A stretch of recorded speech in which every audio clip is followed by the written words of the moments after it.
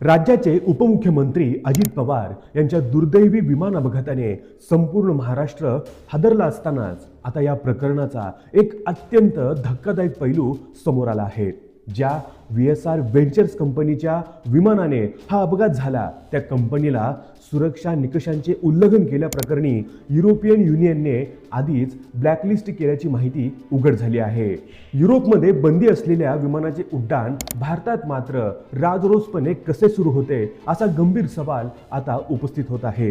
या संदर्भात European union aviation safety एजन्सीने 2024 मध्येच VSR व्हेंचर्सचा परवाना निलंबित केला होता। विशेष म्हणजे या निलंबनाची माहिती भारताच्या नागरी विमान वाहतूक महासंचालनालयाला देण्यात आली होती।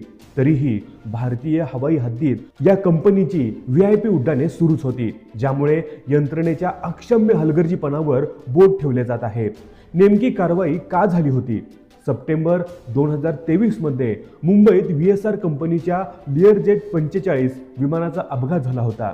या अपघातानंतर युरोपियन सुरक्षितता एजन्सीने कंपनीकडे अपघाताचा सविस्तर अहवाल आणि सुरक्षा सुधारणांचे दस्तऐवज मागितले होते। तब्बल 5 वेळा स्मरणपत्रे पाठवूनही कंपनीने माहिती देण्याचे टाळले। त्यामुळे आंतरराष्ट्रीय सुरक्षेच्या दृष्टीने याला लेव्हल 1 सेफ्टी फाइंडिंग म्हणजेच सर्वात गंभीर सुरक्षा त्रुटी मानून युरोपियन युनियनने कंपनीला आपल्या क्षेत्रात उड्डाणास बंदी घातली होती। बारामती विमानतळाच्या सुरक्षेचे वाभाडे केवळ विमान कंपनीच नाही तर बारामती विमानतळाच्या पायाभूत सुविधांवरही या निमित्ताने प्रश्नचिन्ह निर्माण झाले आहे। हे विमानतळ अनकंट्रोल एअरड्रोम असून तिथे कायमस्वरूपी एअर ट्रॅफिक कंट्रोल नाही। तसेच इन्स्ट्रुमेंट लँडिंग सिस्टम आणि समर्पित अग्निशमन दलाचा अभाव असतानाही तिथे VIP उड्डाणे कशी होतात असा सवाल उपस्थित केला जात आहे। परदेशी यंत्रणांनीही ज्या कंपनीला धोकादायक ठरवले त्याकडे भारतीय DGCAने सोयीस्कर दुर्लक्ष केल्यामुळेच राज्याला एका मोठ्या नेत्याला मुकावे लागले अशी भावना आता व्यक्त होत आहे। यातील ठळक गोष्टी म्हणजे युरोपने कारवाई केली, भारताने का नाही?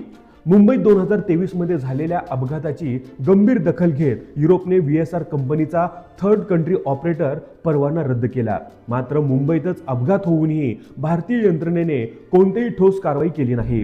ती माहिती लपवली। कंपनीने सुरक्षेविषयी गंभीर त्रुटींची माहिती ESA दिली नाही। तसेच अंतर्गत चौकशी अहवालही सादर केला नाही। यामुळेच त्यांच्यावर निलंबनाची कारवाई झाली होती। खाजगी विमान ऑपरेटरच्या सुरक्षा त्रुटींबाबत संसदेत ऑक्टोबर 2025 मध्ये चर्चा झाली होती। तरीही अंमलबजावणी झालेला उशीर एका मोठ्या दुर्घटनेला कारणीभूत ठरला आहे। मित्रांनो, या व्हिडिओबद्दल तुमचं मत काय आहे हे आम्हाला कमेंट करून जरूर कळवा।